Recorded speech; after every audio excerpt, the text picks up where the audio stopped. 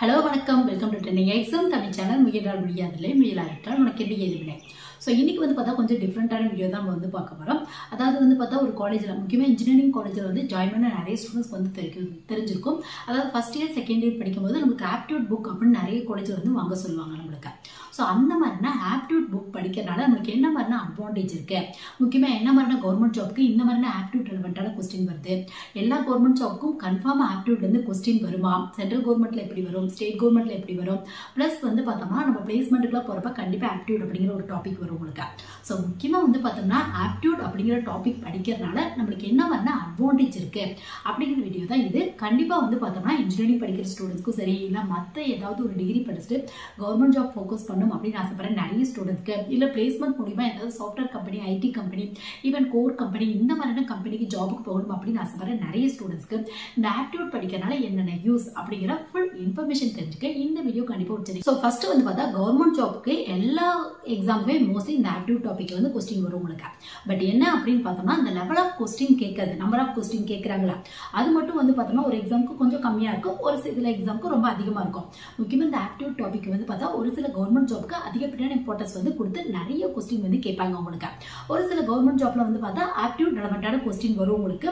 But என்ன அப்படின்னு பார்த்தா கொஞ்சம் கம்மியாக வரும் உங்களுக்கு. இதான் பார்த்தா டிஃபரன்ஸ். பட் மோஸ்ட்லி பார்த்தா கவர்மெண்ட் ஜாப் அப்படின்னு எடுத்துட்டாவே உங்களுக்கு ஒன்று ப்ரிலிமினரியா இருக்கட்டும், இல்லை மெயின் எக்ஸாம் இருக்கட்டும். ஏன்னா இப்பெல்லாம் மோஸ்ட்லி பார்த்தா எல்லா எக்ஸாமே பார்த்தா ப்ரிலிமினரி, மெயின் அப்படிங்கிற 2 ரவுண்ட் இல்லைன்னா அடுத்து இன்டர்வியூ போஸ்ட் அப்படின்னா இன்டர்வியூ போஸ்ட்டும் இருக்கும் உங்களுக்கு.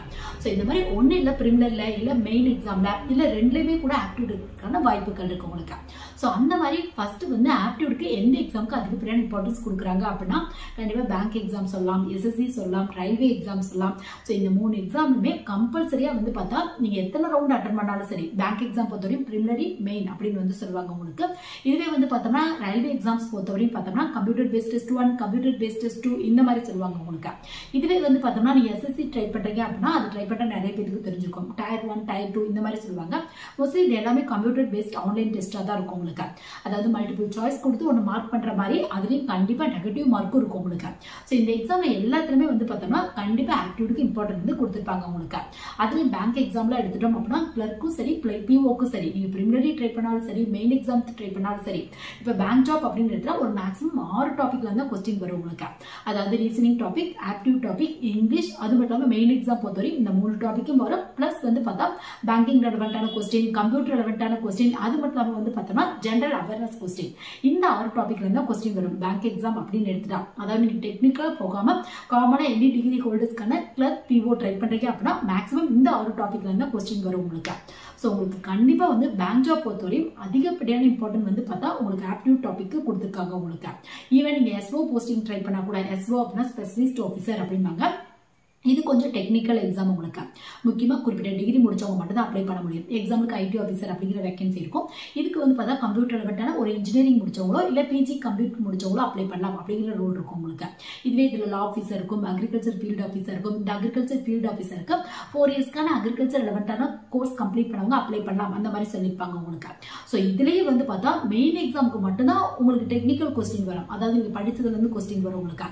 பட் உங்களுக்கு ப்ரிலிமினரி எக்ஸாமில் பார்த்தா கண்டிப்பாக காமனான டாபிக்ல இருந்தா வரும். அதுலயும் கண்டிப்பா ஆப்டிடியூட்க்கு இம்பார்ட்டன்ட் கொடுத்துருப்பாங்க உங்களுக்கு.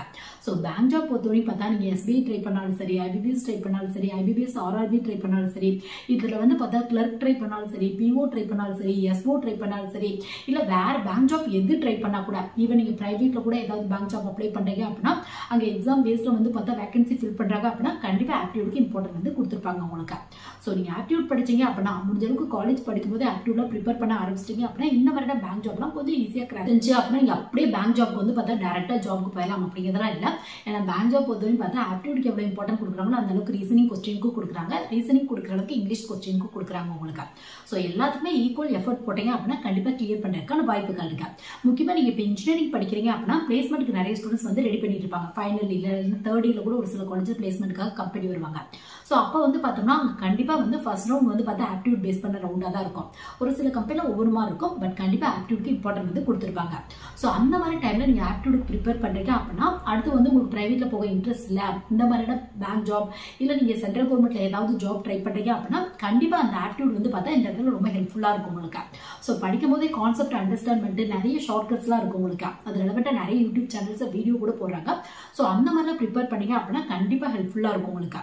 நீங்க பிளேஸ்மெண்ட்டுக்கும் ரெடி பண்ண மாதிரி இருக்கும். இல்ல பிளேஸ்மெண்ட் வேணாம், எனக்கு பிரைவேட் கம்பெனில ஜாப் வேணாம் அப்படி நீங்க கவர்மெண்ட்டுக்கு ட்ரை பண்ணீங்க அப்படின்னா கூட கண்டிப்பா ஆப்டிடியூட் வந்து உங்களுக்கு யூஸ்ஃபுல்லா இருக்கும். ஸோ பேங்க் ஜாப் பொறுத்தவரையும் ஆப்டிடியூட் டாபிக் அதிகப்படியான இம்பார்ட்டன்ஸ் வந்து கொடுத்துட்டு இருக்காங்க உங்களுக்கு. நெக்ஸ்ட் இதே மாதிரி தான் எஸ்எஸ்சி ரயில்வேலயே வந்து பார்த்தா எஸ்எஸ்சிலே வந்து பார்த்தா கொஸ்டின்ஸ் அப்படின்னு எடுத்தா மேக்ஸிமம் என்னென்ன டாபிக்ல இருந்து வரும் அப்படின்னு பார்த்தா ரீசனிங் டாபிக் வரும், ஆப்டிடியூட் டாபிக் வரும் உங்களுக்கு. இது மட்டும் இல்லாம இங்கிலீஷ் வந்து கேட்பாங்க, ஜெனரல் சயின்ஸ் வந்து கேட்பாங்க. அந்த ஜெனரல் சயின்ஸ் வந்து பார்த்தா பேங்க் எக்ஸாம்ல கேட்க மாட்டாங்க, பட் உங்களுக்கு எஸ்எஸ்சில வந்து கேட்கறாங்க உங்களுக்கு. இது மட்டும் இல்லாம ஜெனரல் அவேர்னஸ் இந்த டாபிக் வந்து பார்த்தா ரயில்வேலயே வரும் உங்களுக்கு, பேங்க் ஜாப்லயே வரும், எஸ்எஸ்சிலே வரும் உங்களுக்கு. ஸோ இதுலேயே வந்து பார்த்தோம்னா ஆப்டிடியூடுக்கு கண்டிப்பா இம்பார்ட்டன்ட் வந்து கொடுத்துருக்காங்க. எஸ்எஸ்சி பொறுத்தவரையும் பார்த்தோம்னா 12th பேஸ்ட் எக்ஸாம் ட்ரை பண்ணி பார்க்கலாம், 10th பேஸ்ட் எக்ஸாம் வந்து ட்ரை பண்ணி பார்க்கலாம். பட் பேங்க் பொறுத்தவரை பார்த்தா எனி டிகிரி முடிச்சவங்க மட்டும் தான் ட்ரையே பண்ண முடியும். பட் எஸ்எஸ்சி பொறுத்தவரையும் பார்த்தோம்னா நீங்க 12th முடிச்சிருக்கீங்க அப்படின்னா சிஹெச்எஸ்எல் அதாவது கம்பைன் ஹையர் செகண்டரி லெவல் அந்த மாதிரியான எக்ஸாம் ட்ரை பண்ணி பார்க்கலாம். இல்ல 10th மட்டும் தான் முடிச்சிருக்கீங்க அப்படின்னா அதுல கான்ஸ்டபிளுக்கான எக்ஸாம் அப்படின்னு சொல்லுவாங்க, அதாவது ஜிடி கான்ஸ்டபிள் அப்படிம்பாங்க, அந்த மாதிரியான எக்ஸாம் ட்ரை பண்ணி பார்க்கலாம்.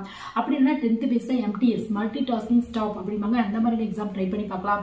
சப்போஸ் உங்களுக்கு டைப்பிங் ஸ்கில் இருக்கு அப்படின்னா ஸ்டெனோகிராஃபர் வந்து நீங்க ட்ரை பண்ணி பார்க்கலாம். இல்ல ஒரு டிகிரி முடிச்சிருக்கீங்க அப்படின்னா சிஜிஎல் கம்பைன் கிராஜுவேட் லெவல் அப்படிம்பாங்க, இந்த மாதிரியான எக்ஸாம்லாம் ட்ரை பண்ணி பார்க்கலாம். ஸோ இந்த எக்ஸாம் எல்லாத்துக்குமே வந்து பார்த்தா கண்டிப்பா ஆப்டிடியூட் பேஸ்ட் டெஸ்ட்னு கம்பல்சரியா வரும் உங்களுக்கு.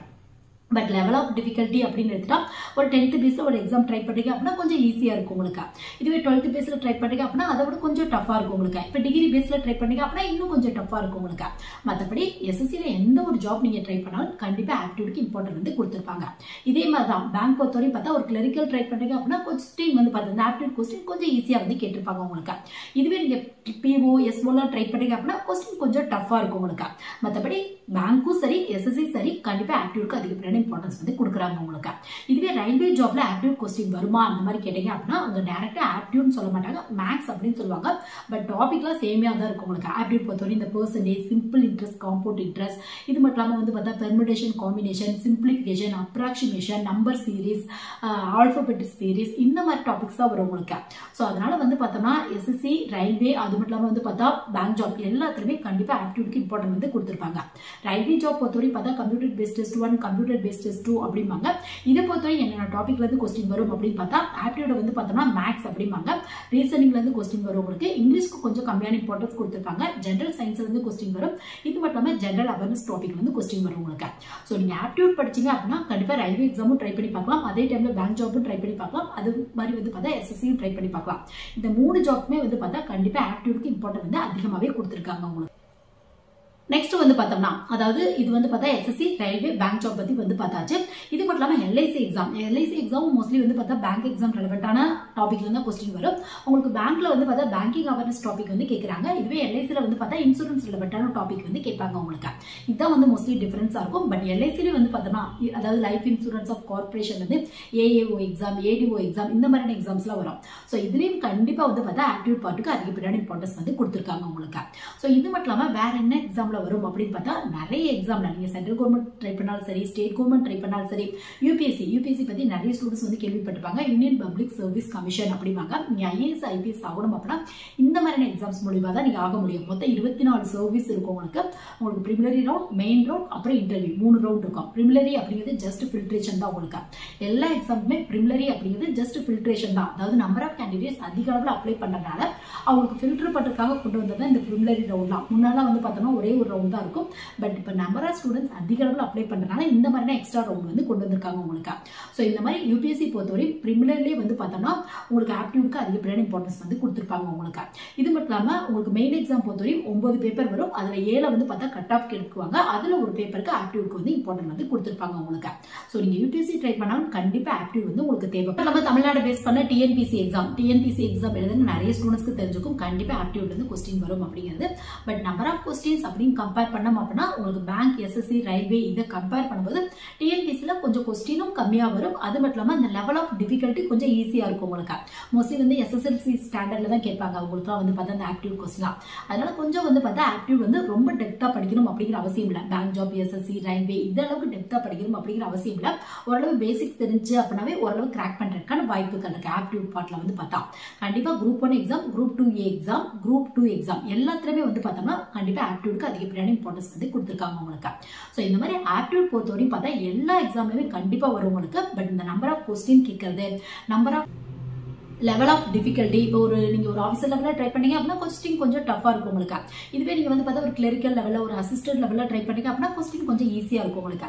இதுவே நீங்கள் தமிழ்நாடு பேஸ் பண்ண எக்ஸாமில் ட்ரை பண்ணுறீங்க அப்படின்னா தமிழில் கூட எழுதலாம் அப்படிங்கிற ஆப்ஷன் கொடுக்குறாங்க. பட் இப்போ சென்ட்ரல் கவர்மெண்ட்லேயும் நிறைய எக்ஸாம் வந்து பார்த்தா தமிழில் கூட எழுதலாம் அப்படிங்கிற ஆப்ஷன் கொடுக்குறாங்க. ரயில்வேல வந்து பார்த்தா எல்லா எக்ஸாமே வந்து தமிழில் வந்து எழுதலாம் அந்த மாதிரி வந்து சொல்கிறாங்க உங்களுக்கு. ஸோ இந்த மாதிரி உங்களுக்கு எது கன்வீனியன்ட்டாக இருக்குமோ, உங்களுக்கு ஆப்டிடியூட் நல்லா வரும் அப்படின்னா அதுக்கேற்ற மாதிரியான எக்ஸாம்ஸ் வந்து சூஸ் பண்ணிக்கோங்க. இல்லை ஓரளவு தான் போடுவேன் அப்படின்னா அதுக்கேற்ற மாதிரி நம்பர் ஆஃப் கொஸ்டின் கம்மியாக கேட்குற மாதிரி, லெவல் ஆஃப் டிஃபிகல்ட்டி கொஞ்சம் கம்மியாக இருக்க மாதிரி அந்த மாதிரி சூஸ் பண்ணிங்க அப்படின்னா கண்டிப்பாக ஈஸியாக கிராக் பண்ணுறதுக்கான வாய்ப்புகள் இருக்கு. அது மட்டும் இல்லாமல் இப்போ நீங்கள் வந்து கவர்மெண்ட் ஜாப் போகணும் மட்டும்தான் ஆப்டிடியூட் யூஸ் ஆகும் அப்படிங்கிறதுலாம் இல்லை. நீங்கள் ப்ரைவேட்டில் மோஸ்ட்லி நிறைய கம்பெனியில் வந்து பார்த்தா பிளேஸ்மெண்ட்டுக்கு ட்ரை பண்ணுறீங்க, இல்லை கம்பெனியில் டேரெக்டாக இன்டர்வியூக்கு அட்டன் பண்ணுறீங்க அப்படின்னா ஃபர்ஸ்ட் ரவுண்டே வந்து பார்த்தா மோஸ்ட்லி ஆப்டிடியூட் பேஸ் பண்ண ரவுண்டாக தான் இருக்கும். ஒரு சில கம்பெனியில் வந்து பார்த்தா ஆப்டிடியூட் கொஸ்டின் மட்டும் கேட்பாங்க, ஒரு சில கம்பெனியில் ரீசனிங் மிக்ஸ் ஆகி கேட்பாங்க, ஒரு சில கம்பெனியில் இங்கிலீஷ்க்கும் அதுக்கு இம்பார்ட்டன்ட் வந்து கொடுத்துருப்பாங்க. ஸோ இது வந்து பார்த்தா கம்பெனி பொறுத்து டிஃப்ரெண்ட்டாக இருக்கும் உங்களுக்கு. மோஸ்ட்லி நிறைய கம்பெனியில் ஆப்டிடியூட் ரவுண்ட் ஒன்று இருக்கும், அதுக்கப்புறம் டெக்னிக்கல் ரவுண்ட் இருக்கும், அதுக்கப்புறம் வந்து பார்த்தோம்னா உங்களுக்கு ஜிடி இருக்கும், அதுக்கப்புறம் வந்து technical interview plus personal interview இந்த மாதிரியான ரவுண்ட்ஸ் தான் இருக்கும் உங்களுக்கு. ஸோ அந்த இடத்துல கண்டிப்பாக ஆப்டிடியூட் வந்து உங்களுக்கு யூஸ் ஆகுது. ஸோ நீங்கள் ஆப்டிடியூட் படிச்சீங்க அப்படின்னா பிரைவேட் ஜாப் அது மட்டும் இல்லாமல் கவர்மெண்ட் ஜாப் ரெண்டுமே கண்டிப்பாக ட்ரை பண்ணி பார்க்கலாம். முடிஞ்ச அளவுக்கு காலேஜ் படிக்கும்போது இந்த மாதிரியான ஆப்டிடியூட் ரெலவெண்டாக ஆர்.எஸ். அகர்வால் அப்படிங்கிற ஒரு புக் இருக்கும். நிறைய ஸ்டூடெண்ட்ஸ்க்கு இந்த புக்கை பற்றி தெரிஞ்சிருக்கும். இந்த புக் ஓரளவு நீங்கள் ப்ரிப்பேர் பண்ண ஆரம்பிச்சிட்டீங்க அப்படின்னா கண்டிப்பாக கவர்மெண்ட் எக்ஸாமோ இல்லை பிரைவேட் ஜாப்போ கொஞ்சம் ஈஸியாக கிடைக்கிறதுக்கான வாய்ப்புகள் இருக்கு. ஸோ இந்த வீடியோ வந்து பார்த்தா ஆப்டிடியூட் புக் நம்ம படிக்கிறதுனால என்ன மாதிரியான பெனிஃபிட்ஸ் இருக்கு, கவர்மெண்ட் ஜாப்க்கு எந்த அளவுக்கு யூஸாக இருக்கும், இல்லை பிரைவேட்ல ஜாப் ட்ரை பண்ணோம் அப்படின்னா என்ன மாதிரியான யூஸ் இருக்கும் அப்படிங்கிற ஃபுல் இன்ஃபர்மேஷன் தெரிஞ்சுக்க இந்த வீடியோ கண்டிப்பாக ஒரு சின்ன யூஸ்ஃபுல்லாக இருக்கும்னு நினைக்கிறேன். எனவே தேங்க்ஸ் ஃபார் வாட்சிங்.